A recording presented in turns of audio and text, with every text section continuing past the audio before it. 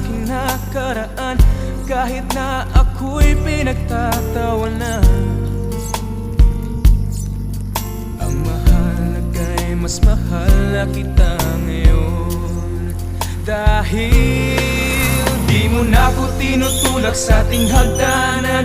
Di mo na nilalagyan ng laso ng ulam, at sa gabi pag ako'y tulog ng mahimbing, di mo na ako tinatakpan ng unan. Di mo na sinusubsob ang mukha ko sa kalan, di mo na ako sinisipa sa aking harapan.